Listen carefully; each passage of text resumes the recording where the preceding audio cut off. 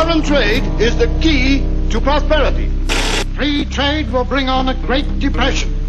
The North American Union is the merger of the United States, Mexico, and Canada into one super country. I don't see the likelihood of establishing a North American Union in our lifetimes. The road to North American Union is not a new development. Canadians are saying no to the North American Union and yes to Canada's sovereignty.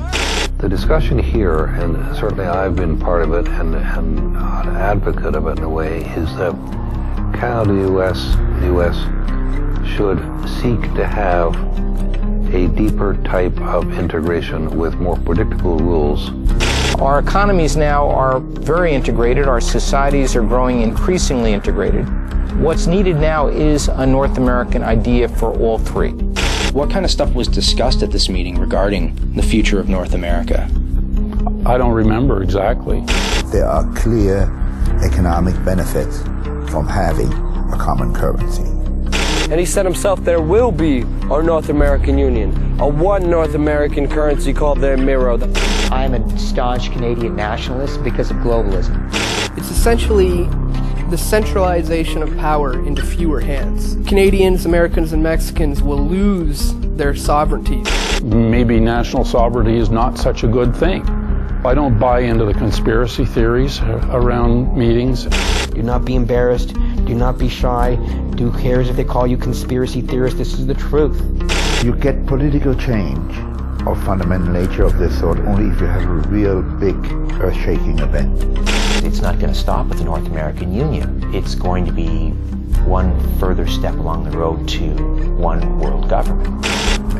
One world government? Yeah.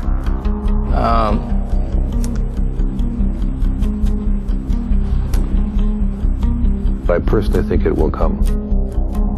It will come.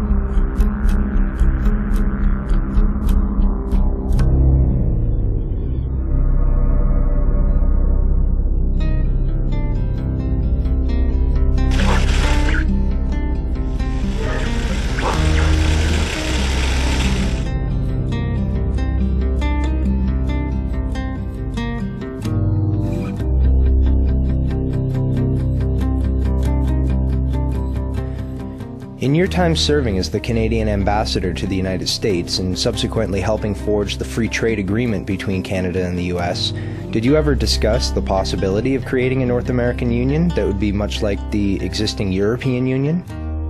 No, that was never discussed, no. I think this was seen when it was launched by the Mulroney government in 1985.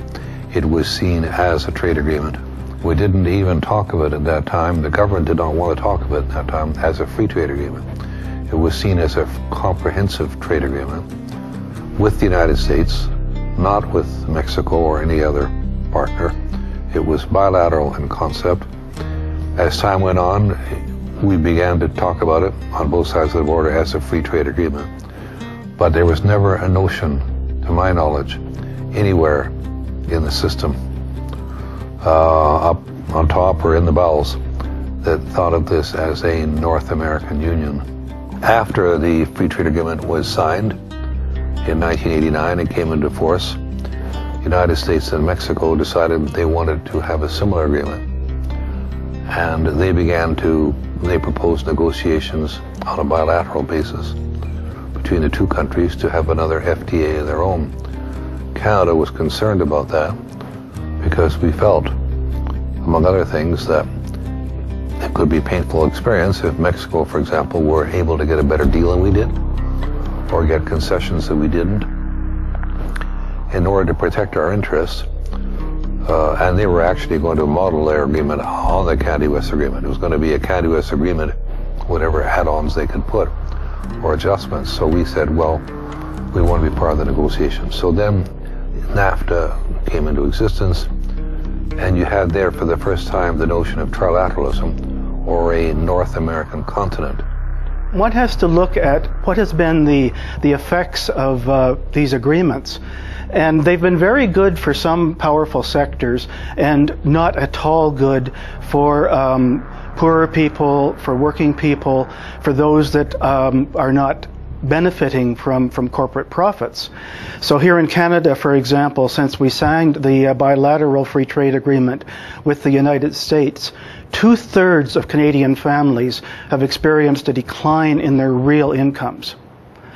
Also, if we want to talk about the North American free trade agreement in Mexico, some 2 million Mexican campesinos, that is peasant farmers, have been displaced from their land. Some have migrated to cities. About 500,000 every year try to enter illegally into the United States to find work. So it's not so good for people at the bottom of the social ladder. The Zapatistas, who launched their rebellion on January 1st, 1994, accusing the problems of Chiapas on NAFTA, got it backwards. The problem of Chiapas in southern Mexico, and all of southern Mexico, is not NAFTA. It's the absence of NAFTA.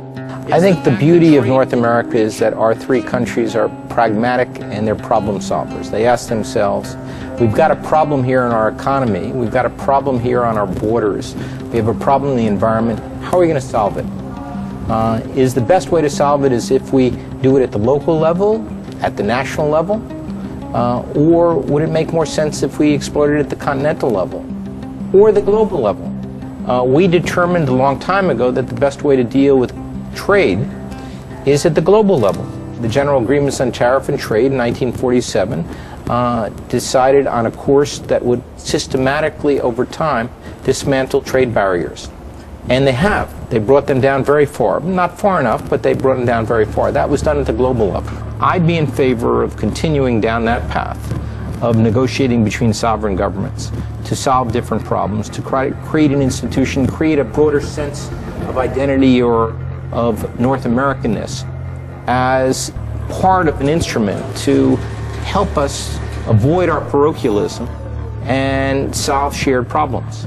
NAFTA was essentially a business contract aimed at dismantling trade and investment barriers and assuring all three countries that their sovereignty would not be affected by this and that they would remain independent. Now, one of the major concerns that Canada and Mexico had about NAFTA was that it might open their capital to being taken over by U.S. multinational corporations.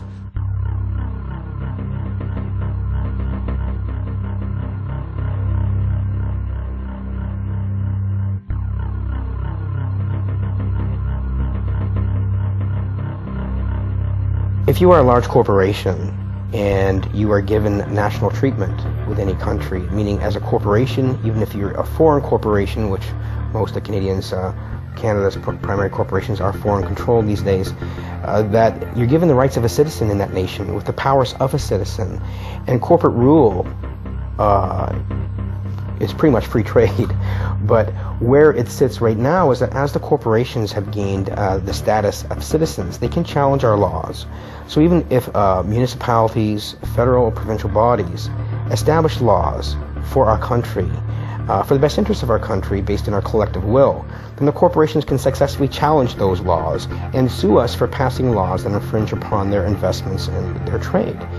And these are the provisions that allow a corporation to sue a national government if it feels it is not getting the treatment it would be entitled to under NAFTA. The first case against Canada under the investor state provisions was a suit brought by Ethel Corporation from the US that was wanting to market in Canada a gasoline additive called MMT, which is a suspected neurotoxin.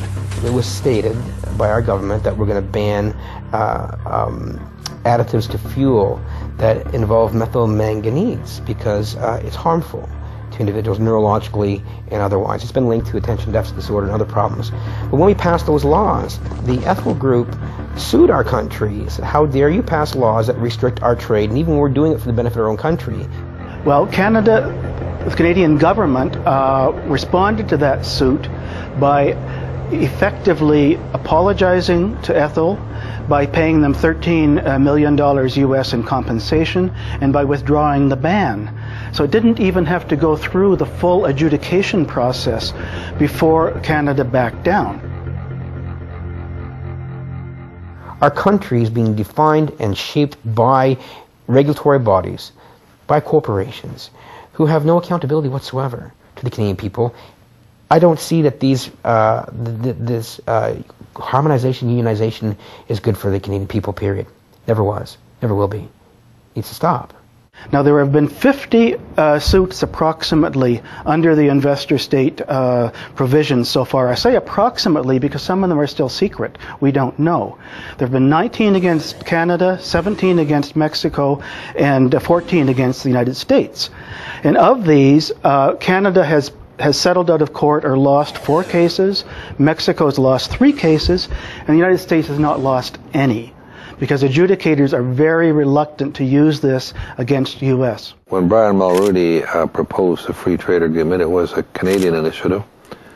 It wasn't that popular with public opinion, but it was a major initiative which we initiated, which the U.S. President Ronald Reagan got fully behind. The free trade agreement was, perhaps one of the most dramatic of any period in our history. But there, the public attitudes changed. The public went from negative to positive, and even to this day, I mean, depends the questions you ask, but on the whole, attitudes are fairly positive towards free trade.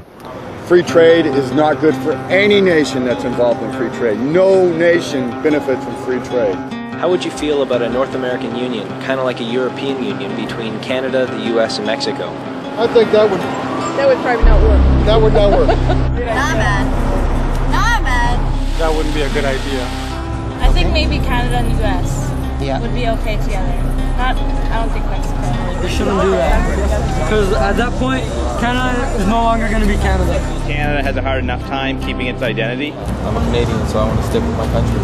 I just can't see that being favorable for Canadians in any way, shape, or form. We're still under British control partially, So we can't really. so that wouldn't happen. Like, I doubt I wouldn't like it anyways. I thought they've been trying to do that for years.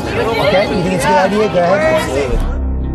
The World Trade Organization is the only international organization dealing with the global rules of trade between nations. Its main function is to ensure that trade flows as smoothly, predictably, and freely as possible. The result is a more prosperous, peaceful, and accountable economic world.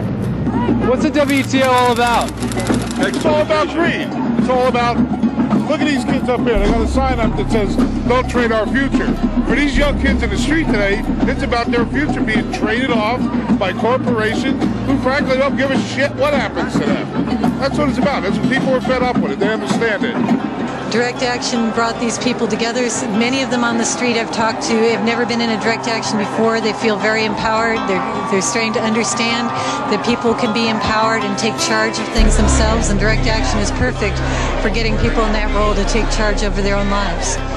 We'll never be united. Together, united, we'll never be united.